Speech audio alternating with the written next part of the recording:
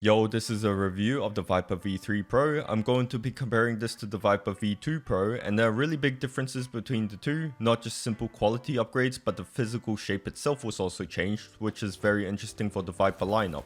Everything except for one minor aspect about the V3 is a clear upgrade from the V2, as it should be considering that it's $160 US. Let's jump right into the shape first. This shape is the exact same as the Viper V3 Hyperspeed, though not many people would have tried it out since it was using batteries instead, so this might be a shape you've never tried before, and that's the case for me.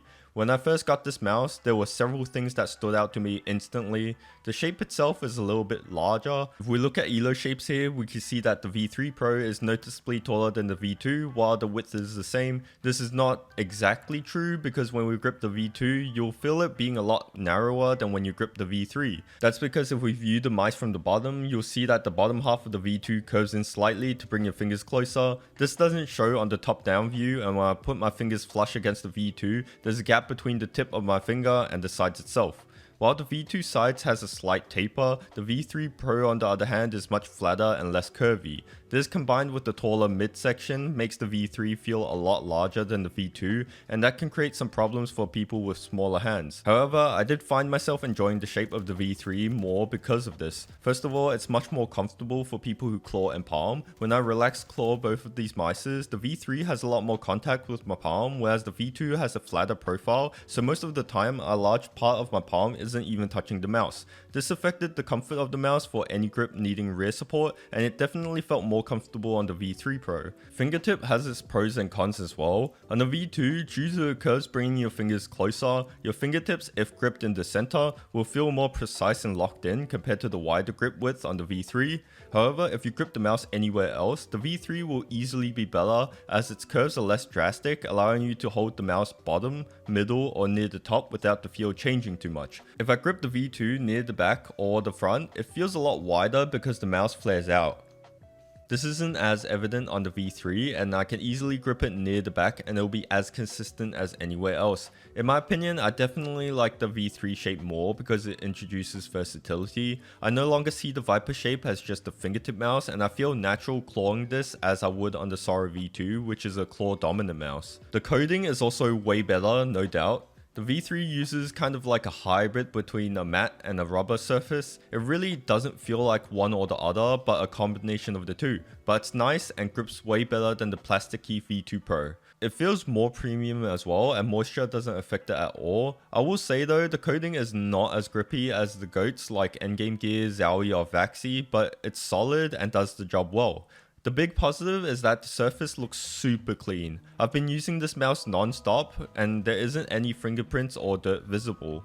There's some shine to it from the sweat, but it's very minimal to the point where you have to look closely to even see it, and that is amazing. I still would prefer a super grippy coating though, at the cost of cleaning it on a regular basis, but this is decent.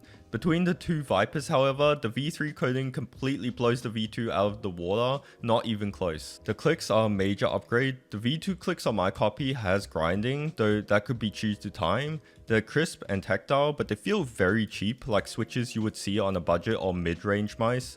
The V3 Pro clicks are much more solid, both in sound, which they can sound a little dull, but the feel is nice. They're very crisp, they're light, and give moderate tactility. I wouldn't call these snappy, but they're definitely very spammable.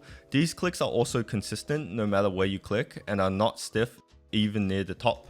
Both these mices are using the Razer optical Gen 3 switches, which I had to double check because they're night and day, but yeah, V3 all the way. The buttons on the V3 have a little bit of pre-travel and very little to no post-travel. Side buttons are in a great place and they're large, however they have almost no pre or post-travel, which actually isn't that great feeling wise. Spamming on these are not the greatest, but at least they're high quality. This is the only thing that I actually do prefer the V2's implementation. They have a little bit of post-travel in them that kind of bounces the button back when you press down, so spamming on these are super nice to do, but once again I think the side buttons on the V3 are still good, and I wouldn't disregard this mouse just because the side buttons are a little heavier feeling. Now for the wireless implementation and battery life, the V3 has the 8K dongle included. Yes, they aren't making you buy the dongle separately, and it works perfectly fine like any other 4K mice out there.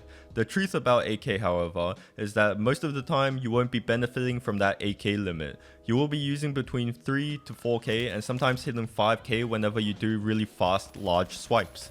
This means that the performance and battery life are very similar to mice that only have 4K. You can argue that Razer 4K is a little bit more stable than, let's say, a $60 4K mouse, but that's negligible, and if you have the dongles close to your mouse, you should have no problems. At least I didn't run into any issues regarding the performance of any high polling rate mouse. With 8K turned on, I got around 1.5 to 2 days of use depending on how much you use it each day. I would not get this mouse simply due to the fact that it has 8K. It's a nice feature and definitely good if you want the absolute best tech out right now, but don't make it your utmost priority. The skates are pretty solid. Razer used large skates that when added together make up almost half the surface area of the mouse. Due to the larger skates, it tends to add more control, and that's exactly what I got when compared to the V2 Pro.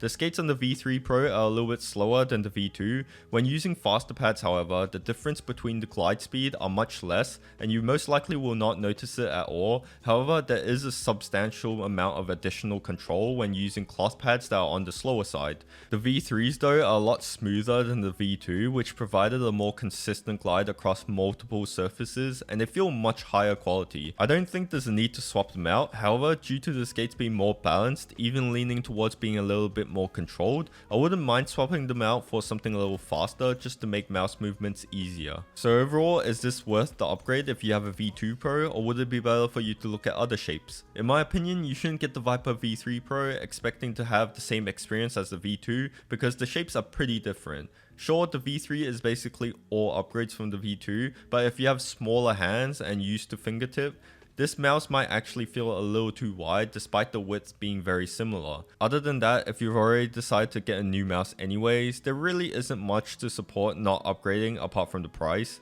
Let's say you have the V2 and got the 4K dongle, it's working fine, there's no grinding whatsoever, no issues, then you just save the money. Anyways, that's the Razer Viper V3 Pro. Great shape, good build quality, and a very high price.